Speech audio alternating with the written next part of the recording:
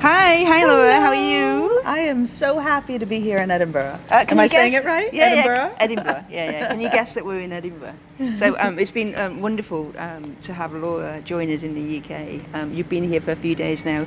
You obviously opened keynote in London last week, and the energy in the room in both instances, because you've also just done Edinburgh this morning as well, and it's just great to have a different perspectives. But for many of you, Laura. She's the PMO influencer of the year. She's been doing the Impact PMO stuff for a number of years now, and it's just great to actually meet in person as much as the virtual stuff. I know. It's great, the content. It's just a different experience. Yeah, and totally. I don't know if you remember, but when I got on the stage in London, I said, "Oh, it's so nice to be back with my people," right? Like in person, and it's just I was telling another speaker today who said that they were a little bit nervous getting on stage, and I said, it's just my heart goes right out to the audience the minute I get on that stage, and I'm like, this is where I'm supposed to be because I just want to help them all. You know? But you've got to start wearing heels again, though. That's the I know that was.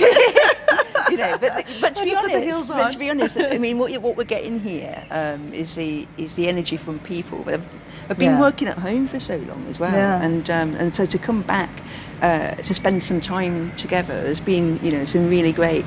It's got a nice buzz, people talking, and all that stuff. How do you find it? I mean, is this your first time in the UK around PMO people? It is. Yes, right, it is. okay, yeah, right. And it's just.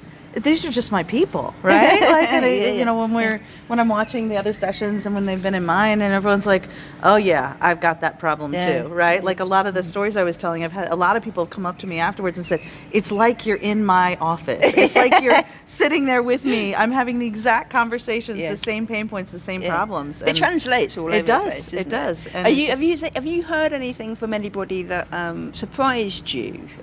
Talking about the PMO stuff specifically in the UK, and from obviously your experience, you found anything interesting like that? One thing interesting has shown up that I'm really excited about, and that is, how in my session I talk about the 3 stages of the strategy life cycle and how it's really important to be doing work up front before the projects start. And a lot of times when I call on people, the examples they give are from the beginning of the process. So they are all thinking about the problems they need to solve at the beginning.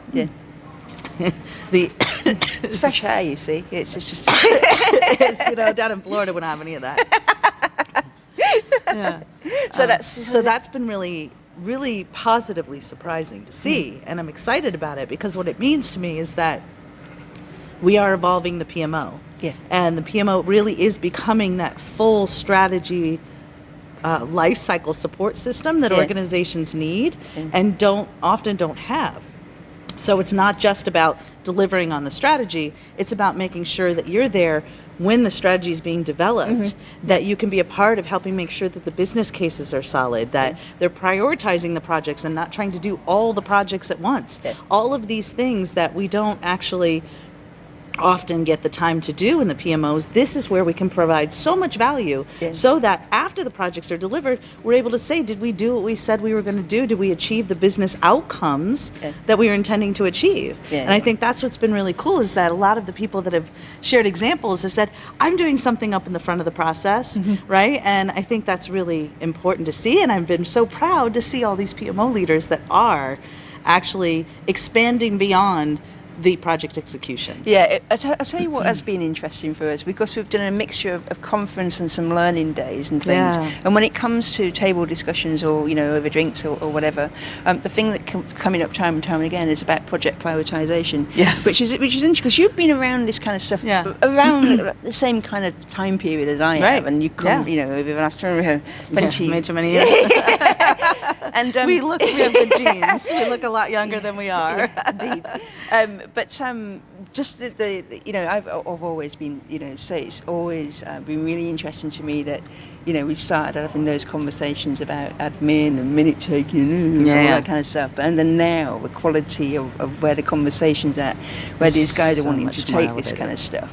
But the real thing here is that you need support, and that's been one of the interesting things. And you've been here, and people people bounding up to you, you know, your podcast, I love your podcast. Yeah. That's what we're here to do, is to support them, exactly. right? And it's been kind of surprising how many people are already listening to the podcast or been at one of our PMO Impact Summits. I think or you're something more like surprised. I'm surprised. Yeah, maybe you are. But it's it's it's really good to know. I mean, the reason we do this work is because we want to serve this very special, precious community of PMO leaders. There's just nobody quite like a PMO leader, and it's an honor to have the opportunity to be able to serve them this way. So when your message is getting through, when you know what you're doing is helping them, it's what it's all about. Yeah. Do you know one of the notes that I made when you were doing the keynote, and I love this. I mean, you can probably guess that, you know, the energy levels are different between the American and the British, you know. So one of the things that you always say, I got you. Yeah, I got you. Don't worry, because I scare them a little with all these statistics. I'm like, but don't worry, I got you. I got you. We're going to do this together. And that is something that I do with my coaching students a lot, because I want them doing it with their business leaders. Yeah. Because a lot of the challenges that, you know, PMO leaders are bringing change to organizations, right? And so they're bringing all this change to an organization, and the organization, the people, it's all about people.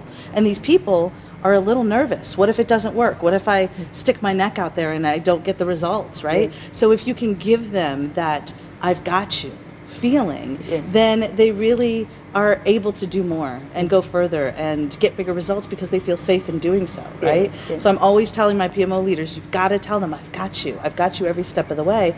And that's how I feel about this community. Well, I mean, and that's why we invited you over, because we need the energy, we need, you know, it's been a rough few years, and, you know, and people just want to, you know, sometimes, well, we say, don't we, about the PMO has to be refresh, re-energize, keeping up with the business and stuff. Actually, it's the same for the people that are working within it, and this is what it's all about. And I'm just really thrilled you could join us. And this thing, you know, this is really sun. I brought it with me from Florida. You're welcome.